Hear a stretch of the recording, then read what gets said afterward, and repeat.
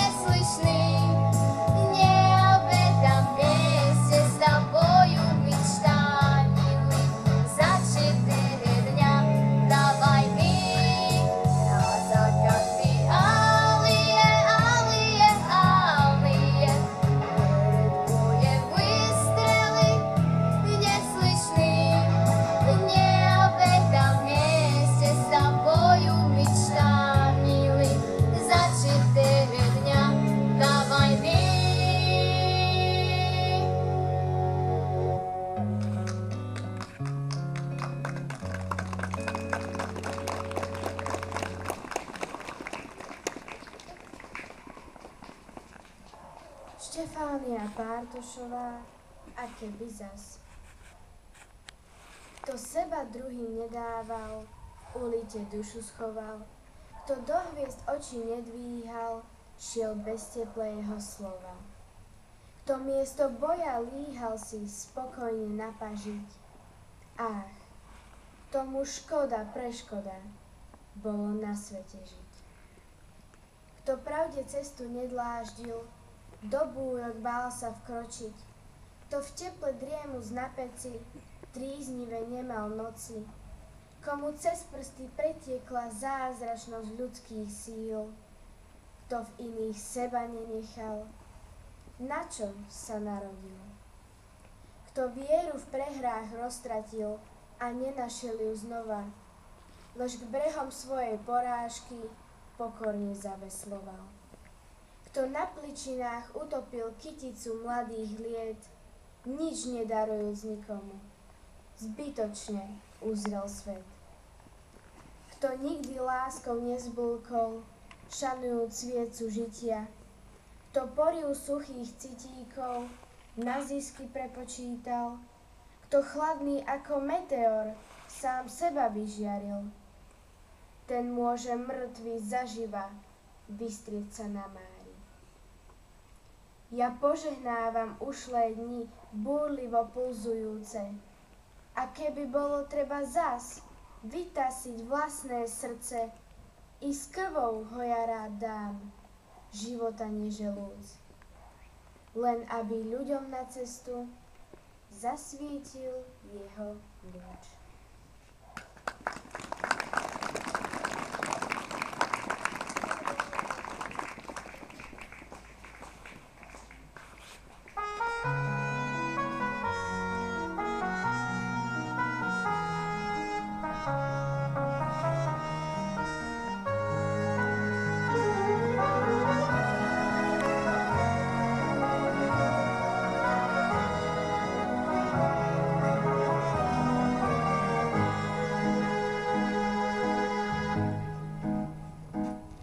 Už проходит года, но на лицах седых стариков остается беда той войны с времен и веков.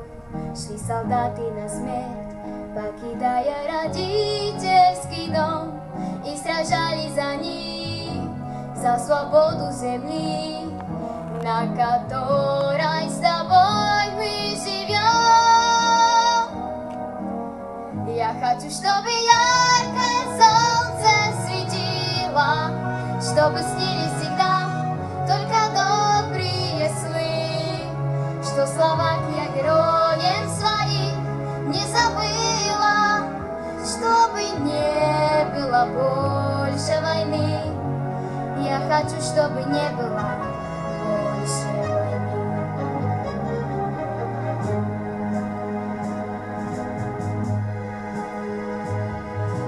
Прадеды я орденами не гордо дорожу. Что такое война, я потомкам своим расскажу. Будет вечный огонь, что горит у кремлевские стены, нашу память хранит, словно прочная нить, что связала с годами войны. Я хочу, чтобы яркое солнце светило, чтобы снились всегда только добрые сны, что Словакия героев своих не забыла, чтобы не было больше войны. Я хочу, чтобы не было больше войны.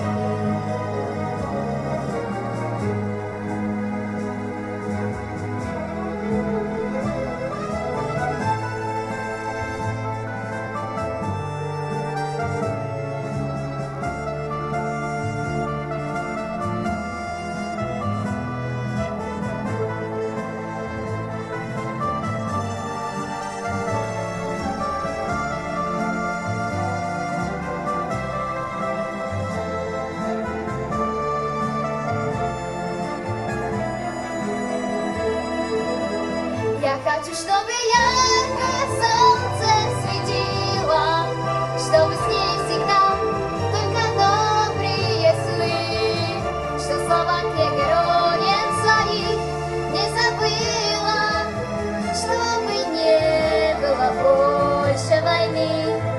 Я хочу, чтобы не было больше войны.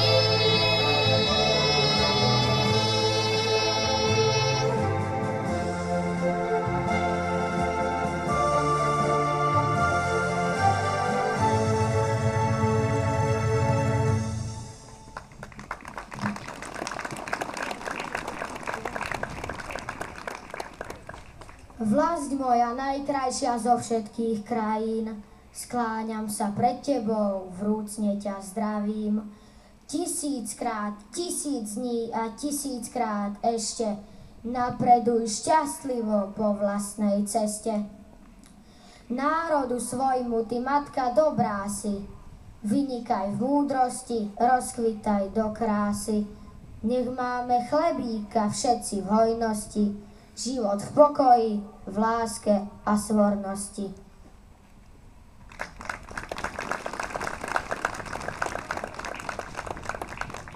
Ďakujem žiakom základnej školy PM Solna. Vážené dámy, vážení páni, vzácni hostia, dovoľte mi, aby som vás privítal tu na cintoríne Červenej armády na Hrádku pri príležitosti 78. výročia oslobodenia mesta Michalovce. Zvlášť mi dovoľte medzi nami privítať poslanca Národnej rady Slovenskej republiky, pána Viliama Záhorčáka, viceprimátora mesta Michalovce, pána Jozefa Sokologorského, člena Ústrednej rady Slovenského zväzu protifašistických bojovníkov, pána Jana Uhríka. Vítam medzi nami aj predsedu oblastného výboru Slovenského zväzu protifašistických bojovníkov v Michalovciach, pána Miroslava Pregu. A samozrejme medzi nami vítam aj poslancov Košického samosprávneho kraja, mestského zastupiteľstva, zástupcov ozbrojených síl, štátnej správy, cirkvi, inštitúcií, politických strán a vás všetkých.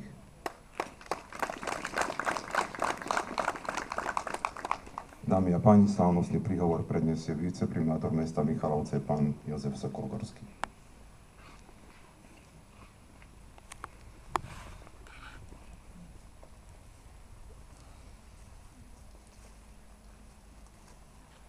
Vážený pán poslanec Národnej rady Slovenskej republiky, pán Viliam Záhorčák, vážení predstavitelia protifašistických bojovníkov, vážení predstavitelia štátnej a verejnej správy, vážení zástupcovia politických strán a hnutí, vážení hostia, milí mladí priatelia.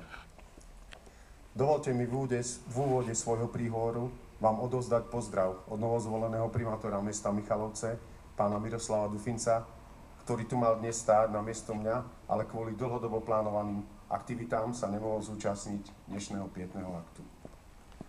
Vážení prítomní, koniec novembra je v našom meste už 78 rokov obdobím, kedy si pripomíname oslobodenie Michaloviec od fašistických okupantov a od ich domácich prisluhovačov.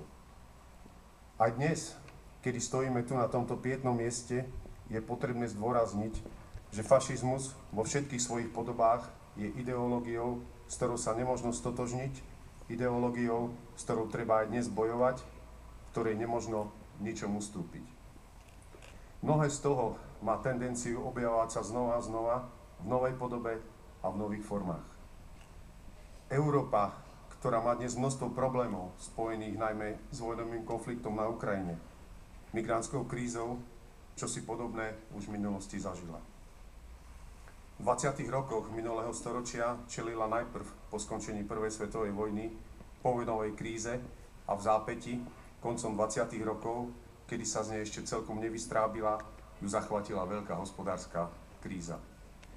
Aj vtedy, tak ako dnes, sa hľadali rôzne riešenia na problémy, ktorými ľudia žili, a žiaľ, objavili sa aj riešenia radikálne, riešenia, ktoré masy vítali, neuvedomiac si, akým nebezpečenstvom sú pre slobodu jedinca a pre demokraciu každého štátu.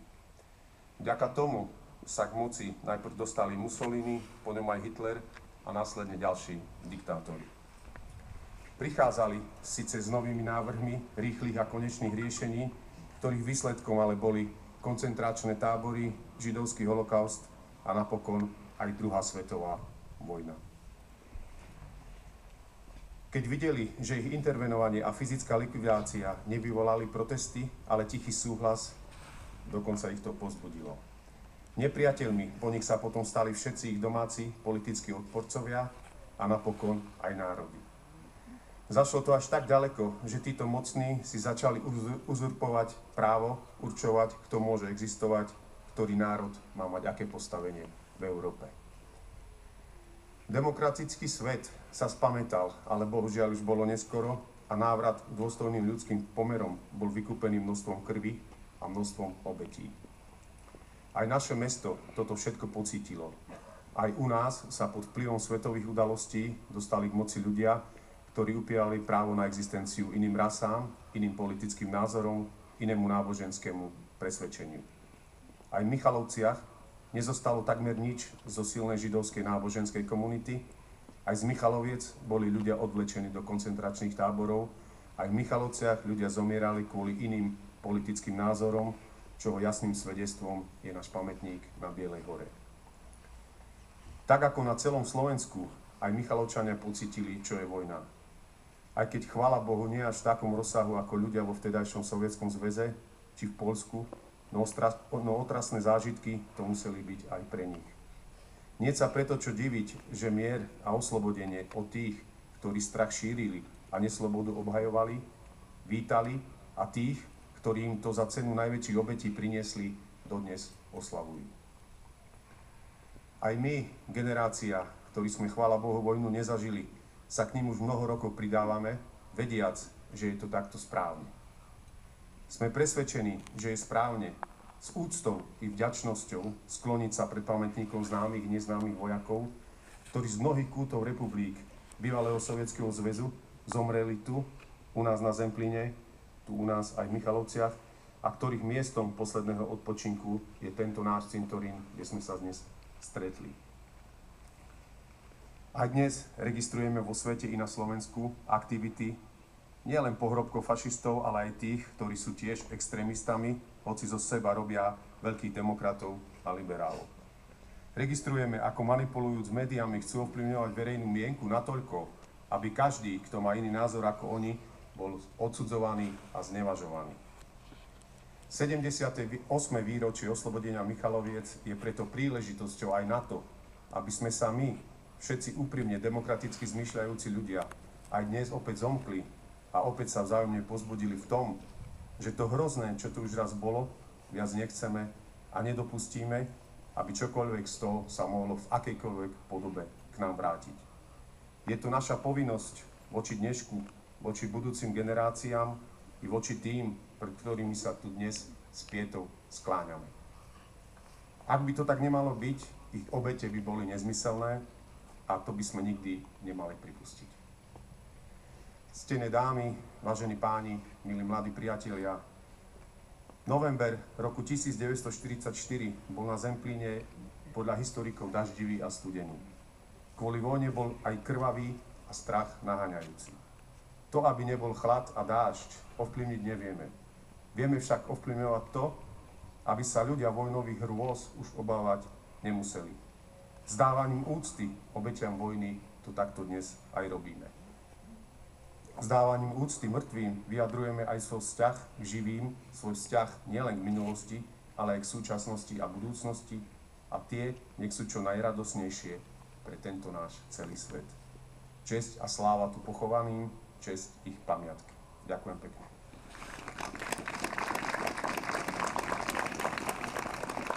Ďakujem pánovi viceprimátorovi za jeho slova a za Slovenský zväz protifašistických bojovníkov v Michalovciach sa k vám teraz prihovorí predseda oblastného výboru, pán Trega.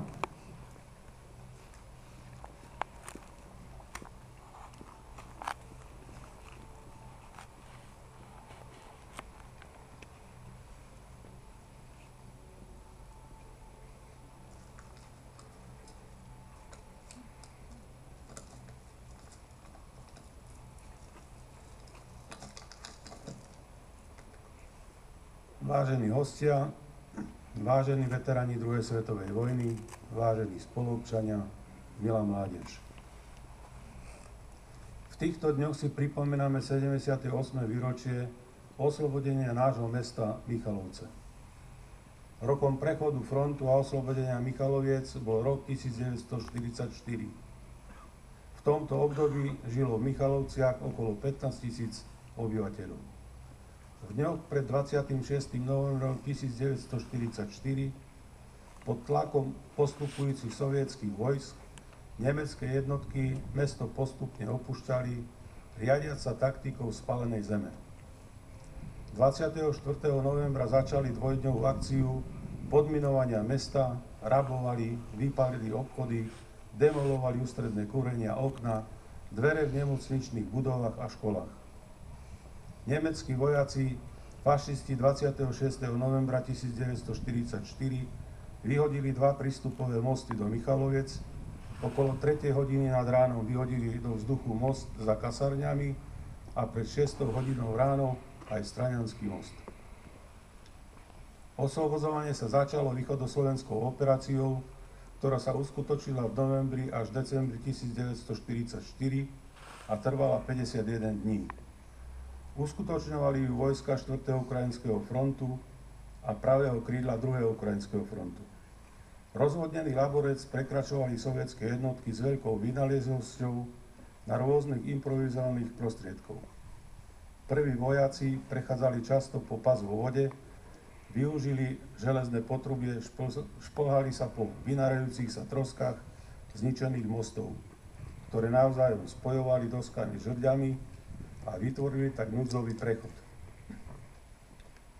26. novembra 1944 za ťažkých klimatických podmienok jednotky 1. gardovej armády 4. ukrajinského frontu 129. gardovej divízie a 15. útočno-ženijnej sapernej brigády oslobodili významné mesto východného Slovenska Michalovce. Prvý pomník na počesť sovietských vojakov padli v druhej svetovej vojne bol postavený v Michalovciach 23. februára 1945. Dnes je umiestnený pred budovou policajného zboru na ulici Jana Holého. Pri oslobodzovaní nášho okresu v boji padlo 388 vojakov Červenej armády, na ktorých počesť bol na mestskom cintorene v Michalovciach 15. júna 1945 postavený mohutný pomník z mramoru. Dnes stojíme na ústrednom vojenskom cintoríne Červenej armády na Hradku, na mieste posledného odpočinku 17 652 pochovaných príslušníkov Červenej armády. Aj dnes si Michalovčania pri spomienke na pretrpené ukrutné dni druhej svetovej vojny s hlbokou úctou a sympatiami spomínajú na tých, čo bojovali proti fašizmu a aj život obetovali, aby oslobodili Michalovce. Návraty k poučeniu z druhej svetovej vojny sú veľmi potrebné. Veď ani dnes po 78 rokov nie je svet ideálny. Ľudia hynú v dôsledku biedy a hladu v etnických a občianskych vojnách v Líbii, Sýrii, Jemene a na Ukrajine trvá konflikt 8 rokov. Na minulosť a na históriu druhej svetovej vojny oslobodenia Michaloviec však zabúdať nesmieme.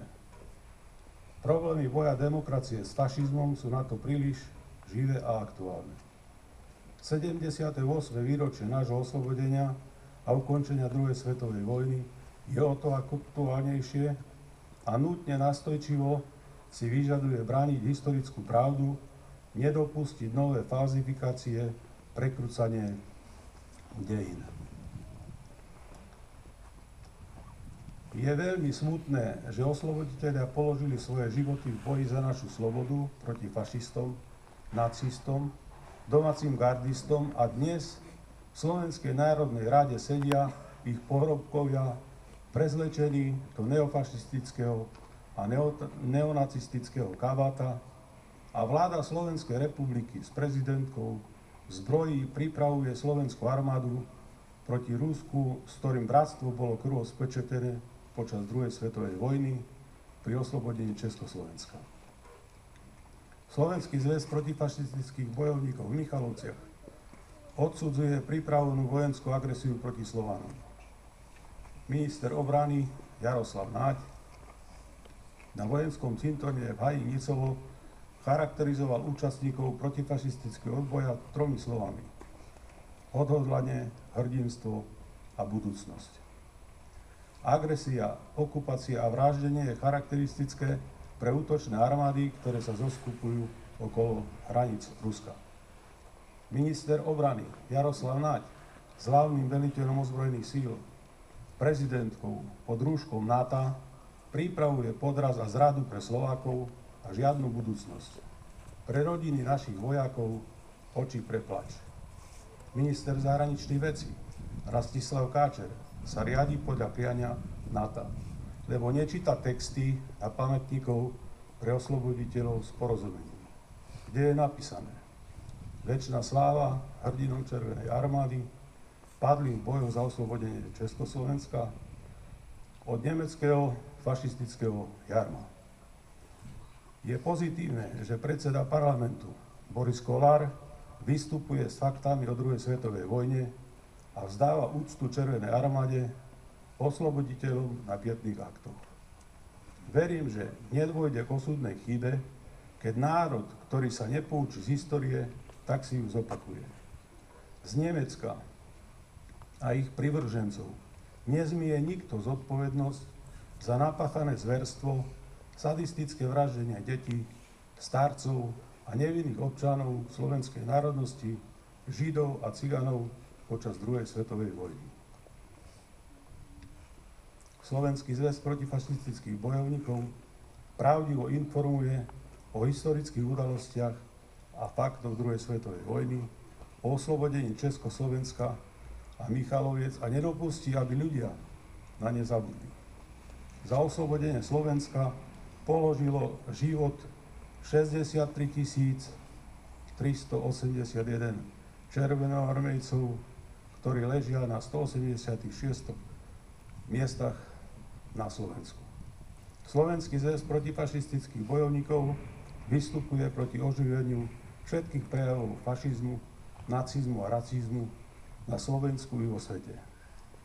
Je našou morálnou povinnosťou pripomínať si a nezabúdať na osloboditeľov vojakov Červenej armády, ktorí v boji s fašistami obetovali to najvzácnejšie za našu slobodu a mierovú budúcnosť, v ktorej dnes žijeme. Sme im za to vďační. Ďakujem.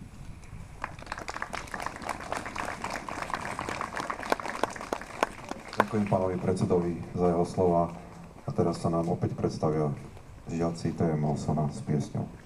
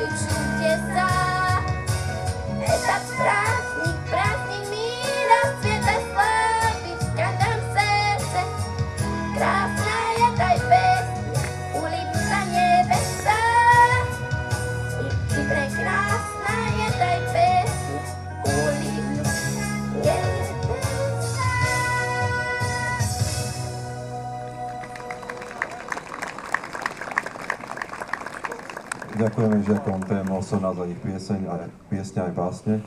A o slovo požiadal ešte pán Marian Lukáč, tajomník oblastného výboru protifašistických bojovníkov v Michalovciach.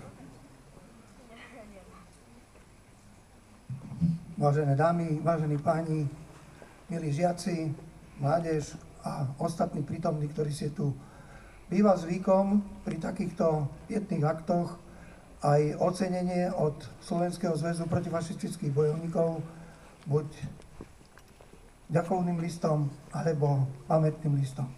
Dovolte mi, aby som prečítal ocenených ktorých by som poprosil, aby vystúpili tam dopredu pred pamätník a potom pána predsedu a pána člena ústrednej rady Uhrika, aby odovzdali ocenenia oceneným. Ďakujem. Prečítam. Ďakovný list poslancovi Národnej rady a exprimátorovi mesta Michalovce Viliamovi Záhorčakovi pri príležitosti 78. výročia oslobodenia mesta za trvalé udržovanie odkazu protifašistického odboja, za národné a sociálne oslobodenie a za aktívnu podporu Slovenského zväzu protifašistických bojovníkov a nezištnú pomoc počas celého svojho pôsobenia primátora mesta.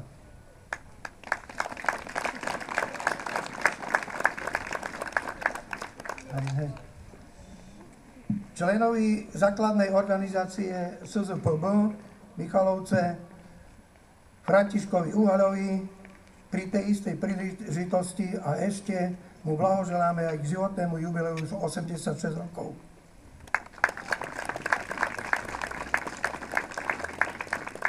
Ďakovný list členovi základnej organizácie SZPB Michalovce podplukovníkovi vo výslužbe doktorovi Jánovi Dobrovoľskému pri príležitosti tohto istého sviatku a ešte k životnému jubileu 70 rokov.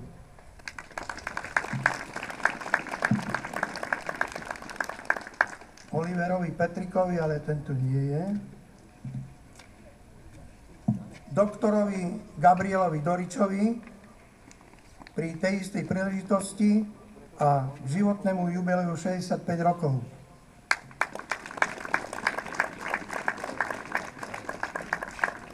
Majorovi vo výslužbe Štefanovi Lemkovi pri tej istej príležitosti a k životnému jubileu 70 rokov.